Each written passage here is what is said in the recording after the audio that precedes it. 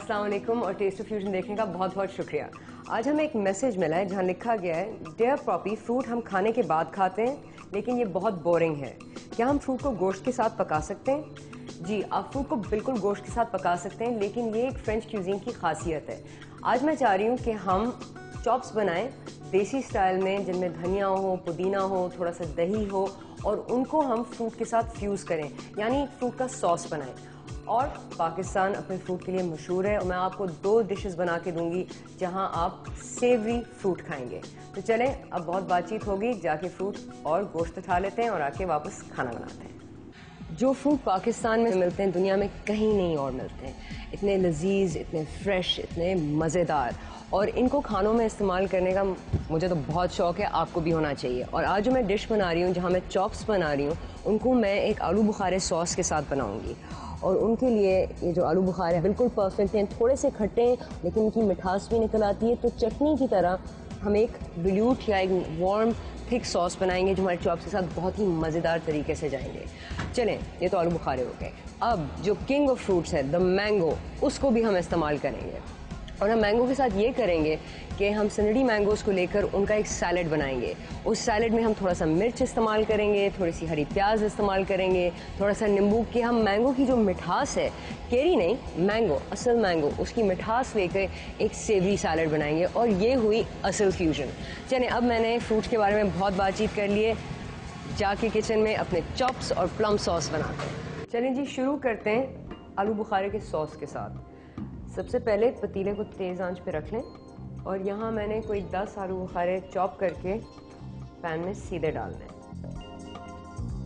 इनको थोड़ा सा गर्म होने दें और उसके बाद हम पतीले में थोड़ी सी चीनी डालेंगे।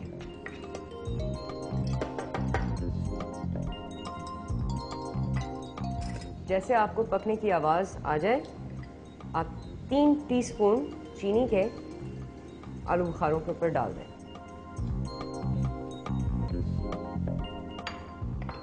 अब क्योंकि ये सेवरी सॉस है तो हमने इसको ज़्यादा मीठा नहीं करना है, वरना ये जैम बन जाएगा। तो जब चीनी बिल्कुल घुल जाएगी, आप कुटी हुई लाल मिर्च इसमें शामिल कर देंगे। इसको थोड़ा सा मिक्स करें। चलिए, चीनी बिल्कुल घुल गई है और मैं इसमें 1.5 टीस्पून कुटी हुई लाल मिर्च का डाल रही हूँ।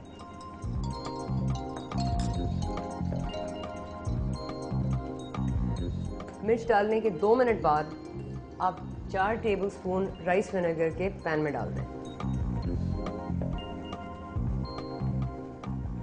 सिरके से आपके आलू बुखारे के सॉस में खटास आएगी और ये मिर्च और मीठे का अच्छा बैलेंस हो जाएगा।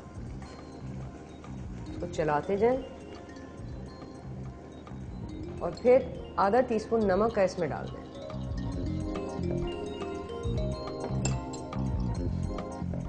नमक डालने के बाद आपने मिक्सचर को चलाते जाना है जब तक इसका पानी ना इवेपोरेट हो जाए और आपके पास एक थिक पेस्ट, यानी इस तरह का सॉल्यूशन या मिक्स रह जाए। जब मिक्स थोड़ा सा थिक हो जाए, उस वक्त आप 2 टीस्पून बॉल्सामिक विनेगर के इसमें डाल दें। अगर आपके पास बॉल्सामिक विनेगर ना हो तो आप रेड विनेगर भी इस्तेमाल कर सकते हैं, ग्रेप विनेगर भी इस्तेमाल कर सकते हैं, लेकिन बहुत कम।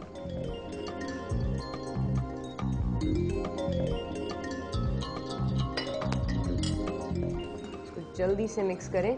बॉल्सामिक डालने के बाद जल्दी से थोड़ा सा नींबू का जूस इसमें निचोड़ दें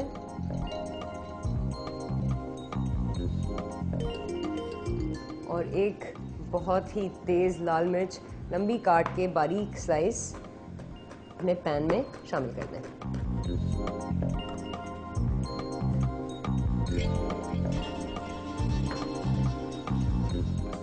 थोड़ा सा पुदीना लें और उसको मोटा चॉप कर लें, कोई 6 पत्ते, और उनको पैन में डाल दें। इससे ये होगा कि ताजगी आ जाएगी सॉस में। 1 और मिनट पकाएं और आग से हटा दें। अब हमारा सॉस बिल्कुल तैयार हो गया, लेकिन मैं इस तरह सर्व नहीं करूँगी।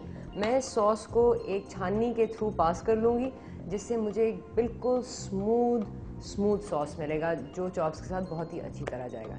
चले जी, सॉस बन गया है, अब चॉप्स की तैयारी।